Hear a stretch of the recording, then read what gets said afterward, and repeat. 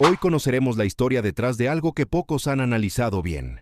El 22 de febrero de 2026, Nemesio Oseguera Cervantes cayó en Tapalpa, Jalisco.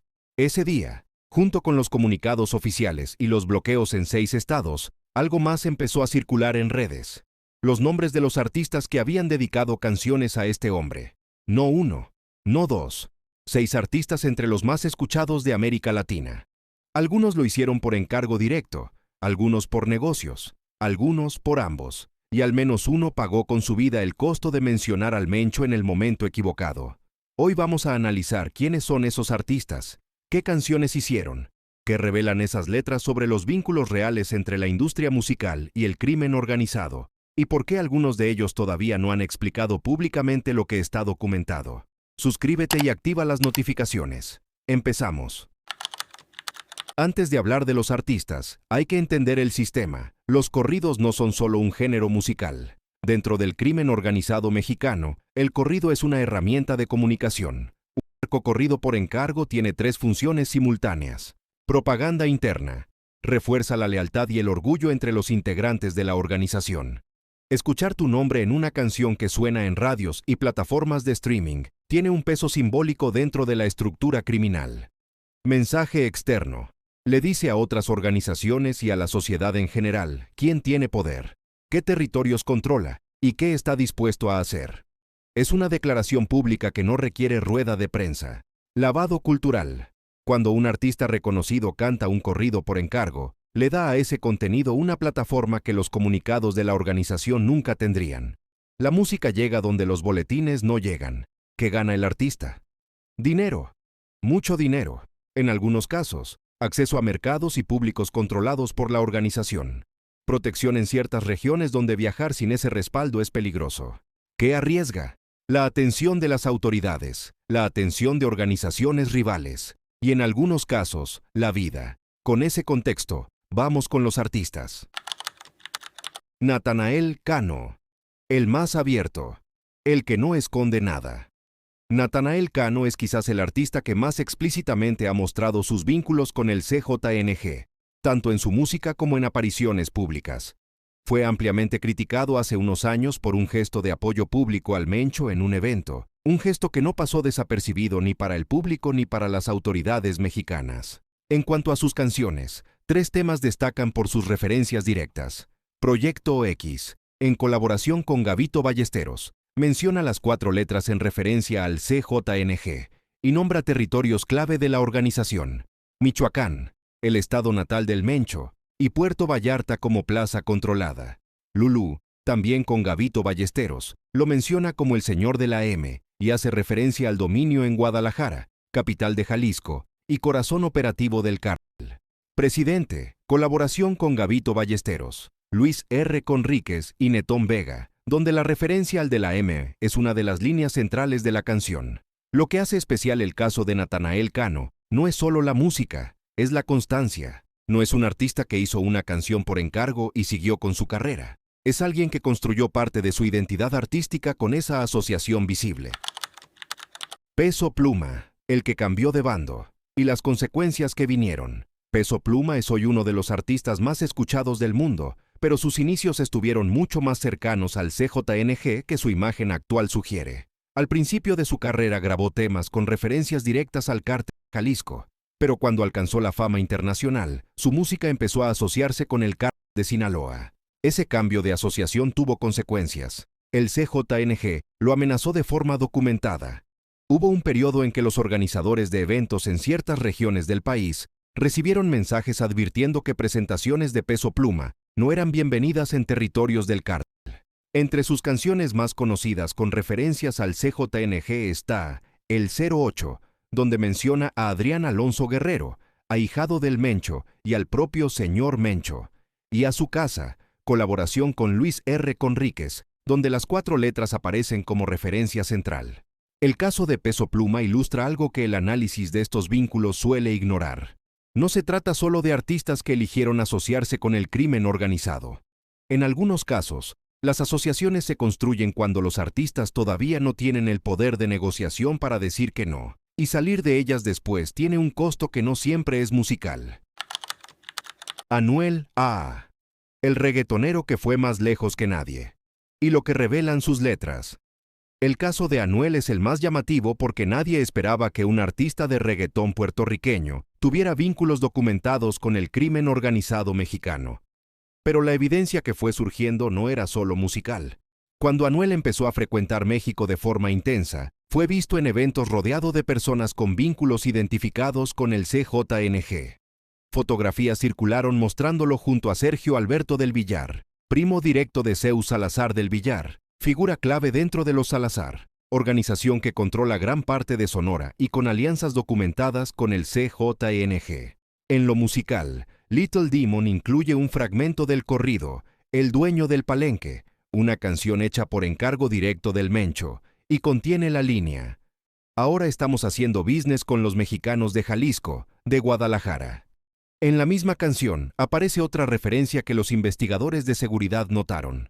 Le dimos 100 millones a la DEA para que los kilos pasaran por la frontera como si migraran. Esa línea tomó otra dimensión cuando se reveló que Paul Campo, ex subdirector de operaciones financieras de la DEA, fue acusado de lavar dinero para el CJNG. En Por si se les olvidaba, Anuel hace referencia directa al cártel y a Juan Carlos Valencia, el 03, uno de los candidatos identificados para la sucesión del Mencho.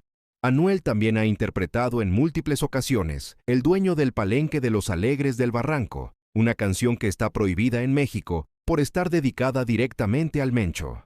Cantarla en público en México puede resultar en multas de varios miles de dólares. Lo que hace diferente el caso de Anuel al de otros artistas de esta lista es que sus vínculos no se limitan a las letras, incluyen presencia documentada en contextos donde no hay ninguna razón musical para estar.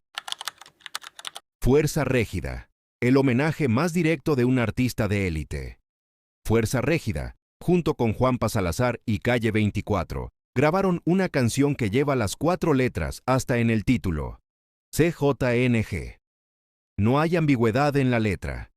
Se menciona a Don Mencho por nombre. Se habla del dominio del cártel en Puerto Vallarta. Se afirma que el CJNG es el mejor. Es uno de los homenajes más explícitos y directos que un artista de la escena mexicana le ha hecho a la organización. A diferencia de otros casos donde las referencias pueden interpretarse como parte de un estilo narrativo del género, aquí no hay doble lectura. Luis R. Conríquez, el artista favorito del CJNG, según las autoridades. Luis R. Conríquez no es solo un artista que hizo canciones sobre el CJNG. Es el artista al que las autoridades de inteligencia mexicana señalan específicamente como el favorito de la organización.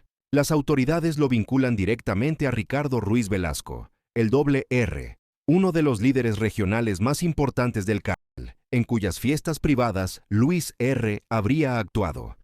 En GTA hace referencia al Mencho como a la Orden del Señor, el de la M. En Martes 13 agradece directamente al compa M. Lo que distingue el caso de Luis R. Conríquez no es solo la frecuencia de las referencias, es la especificidad.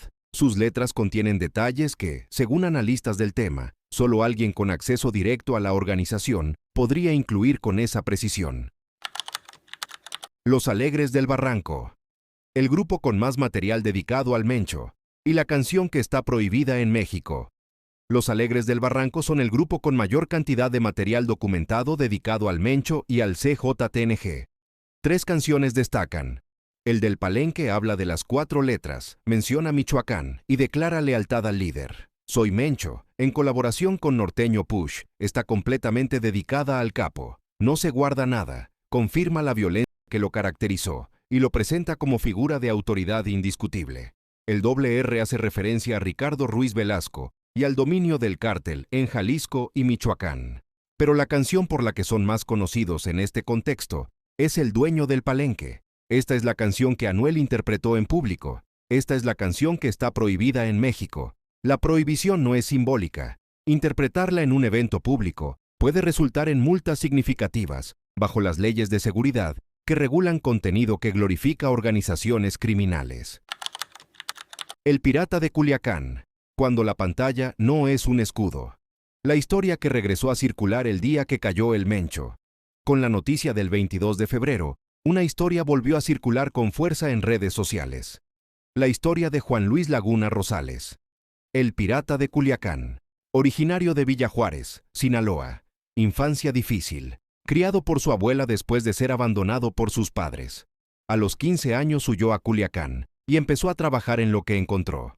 Su salto a la atención pública no fue por talento musical, sino por algo mucho más oscuro.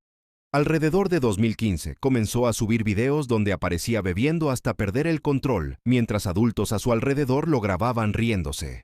Ese contenido le dio millones de seguidores. Era el espectáculo de alguien que nunca había recibido atención, finalmente, recibiendo atención, aunque fuera de esa forma. En 2017, en uno de esos videos, en estado de ebriedad, dijo frente a la cámara 4 palabras sobre el mencho que le costaron todo. El 18 de diciembre de 2017, un grupo armado irrumpió en el bar Cantaritos, en Zapopan, Jalisco. Fueron directo hacia él. 15 disparos. Juan Luis Laguna Rosales tenía 17 años. Las investigaciones señalaron al CJNG. No hubo detenciones formales por el caso. El pirata no era un rival, no era una amenaza operativa. Era un adolescente que confundió la atención con la protección y la pantalla con un escudo. La razón por la que su historia volvió a circular el día que cayó el mencho es la misma razón por la que cierra este análisis. Los artistas de esta lista calcularon, negociaron, evaluaron riesgos. Algunos tenían recursos para protegerse, algunos tenían abogados, algunos tenían la escala suficiente para que atacarlos tuviera un costo. El pirata no tenía nada de eso. Y la diferencia entre ambos casos es la historia detrás del narcocorrido que nadie suele contar. 6 artistas, un adolescente, una organización que usó la música como herramienta de propaganda durante años. La caída del mencho no borra esas canciones. Siguen circulando en plataformas, en radios, en festivales. Lo que sí cambia es el contexto. Porque cuando escuchas esas letras sabiendo lo que sabemos hoy, lo que escuchas no es solo música.